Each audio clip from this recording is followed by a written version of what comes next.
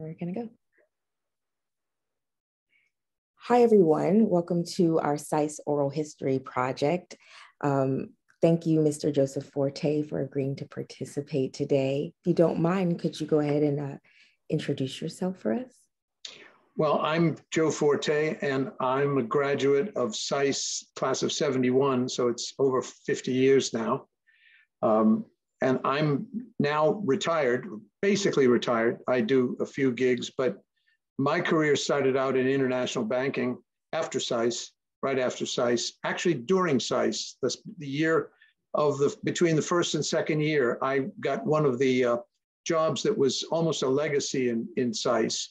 One of the big banks, Citibank, would hire one graduate student for the summer, and then maybe that student would join the bank later, which was my case. So I actually began my career in 1970 as a student at SAIS.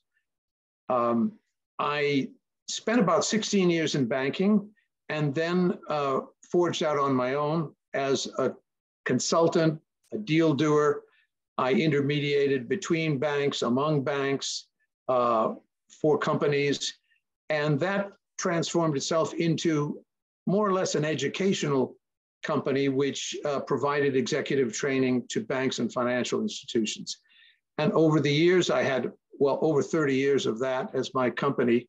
I taught in over 40 countries in 4 languages. My colleagues and I together covered some 50 countries, 55 maybe, lost count at some point. We taught in other languages as well, in French and Chinese, and languages I didn't speak. And then I retired, basically. I did teach at the IE Business School as an associate professor for about 9 years when I was living in Madrid, Spain.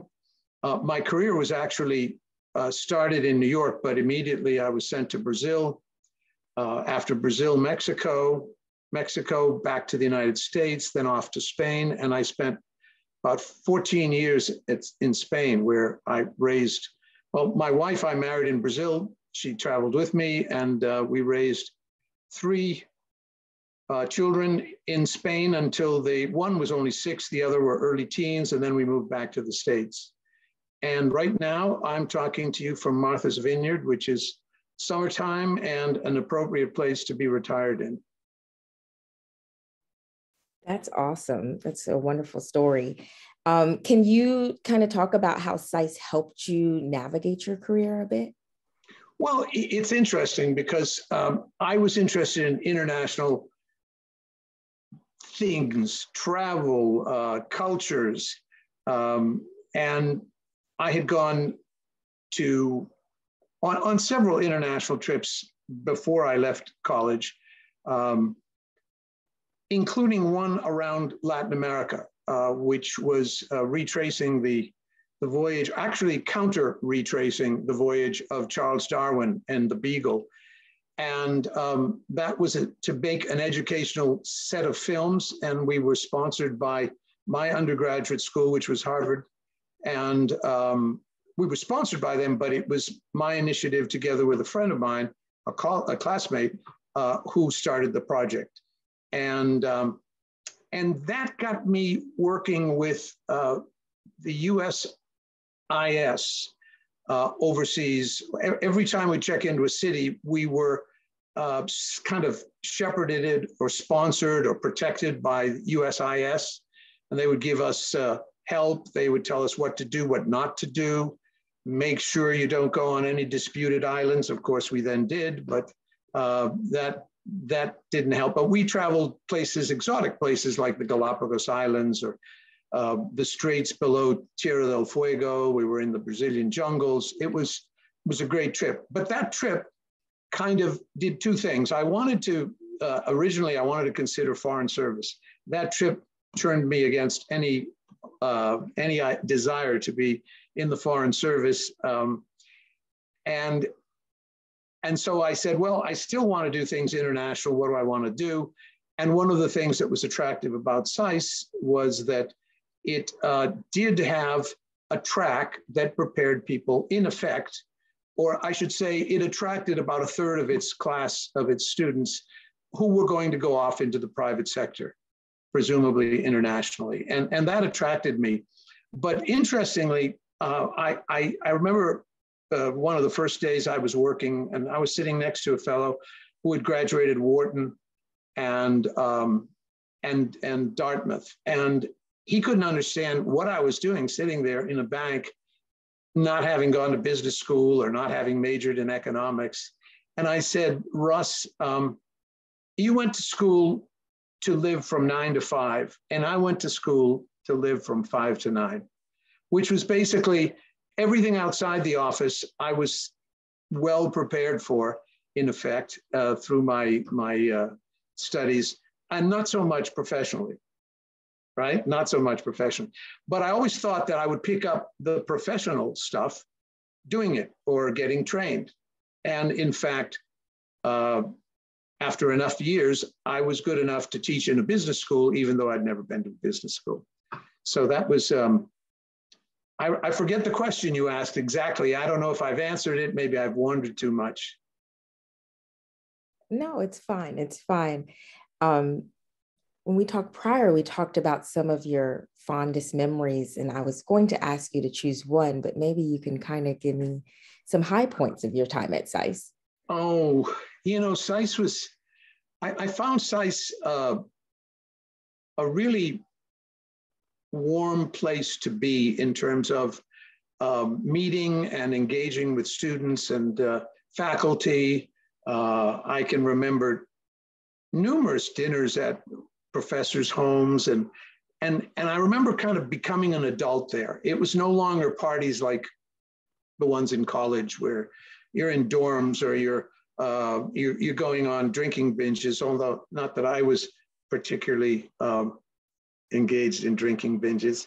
But there we were socializing in people's apartments. They were making a living. They were taking care of their apartments.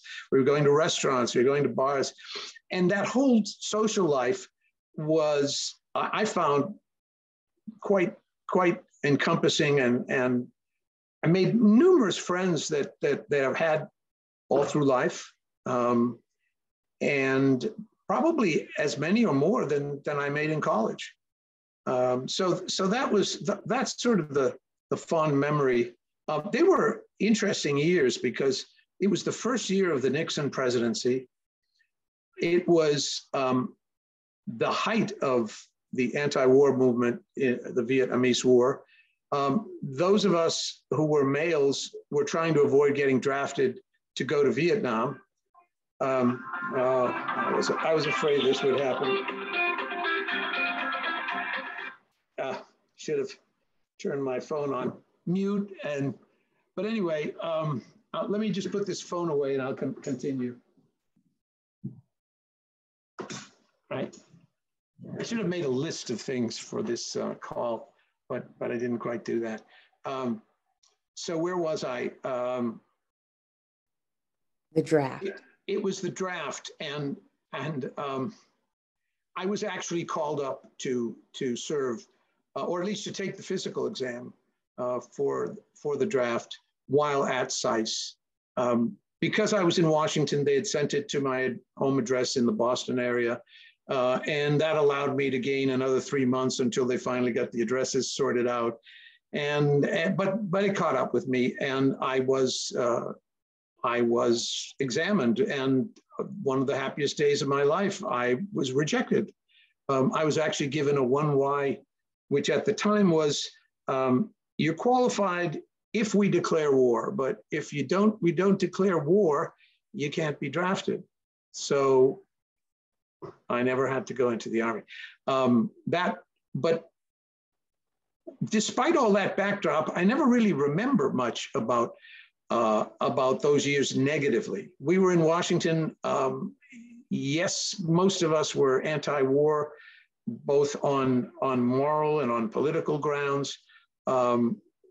Most of us marched in the demonstrations. I was walking with a SAIS mate down Connecticut Avenue, and he was literally picked up by the police next to me and whisked off with so many others, and they were driven to what was then the baseball stadium for Washington, D.C., and they just had thousands and thousands of demonstrators that had been arrested. And the stunning thing was he was literally next to me. It wasn't a question of he was doing something that I wasn't doing. They just actually got their hands on him. And before I even knew that, he was gone. Yeah, he was released as all of them were the next day. But those were the kind of things that were going on. And yet they didn't really interfere with life. They didn't really seem to interfere. Once I was clear of going to Vietnam, life seemed pretty good. Can you think of anything that you learned at SAIS that served you well later in life? Well, there are lots of little things, and I'm not sure they're worth it, but there were things I picked up specifically in classes.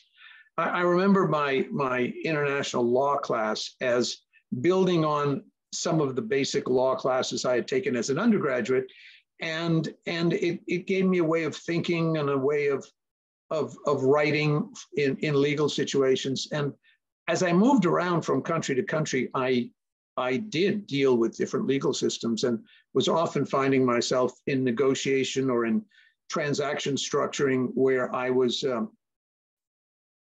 doing the structuring and I was just using lawyers to make sure that it was done correctly. I wasn't waiting for them to take the initiative.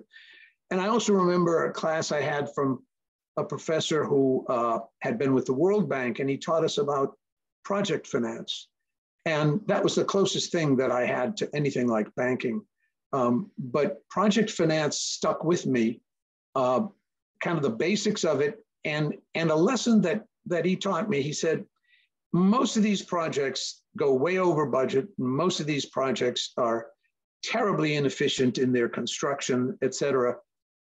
But if we knew that at the beginning, we would never undertake the projects. And if we never undertook the projects, then there would be many great things that governments and countries could have done that they would not have done. And that kind of stuck with me, despite the fact that I was never particularly keen on sort of government subsidized programs. But projects and project finance, that was a different story.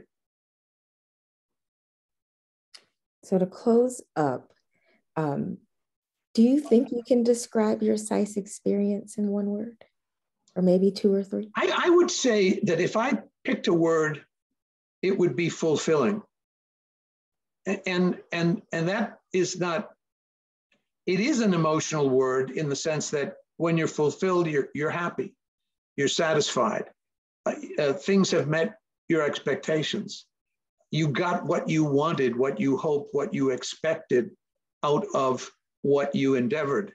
And I think that sums up my 2 years at SAIS. I felt totally fulfilled, satisfied, accomplished in the sense that what I needed to do at that stage in life I had done, and with lots of fond memories. I like that. That's a great word to use. Well, we'll close it up there, but I want to thank you very much for participating in our interview project. And I'm sure alumni and students alike will love to hear your stories and how fondly that you remember your time at SAIS and how well it served you afterwards. So Great. Thank you very much. Great. You're welcome. And awfully nice meeting you. Are you studying at SAIS?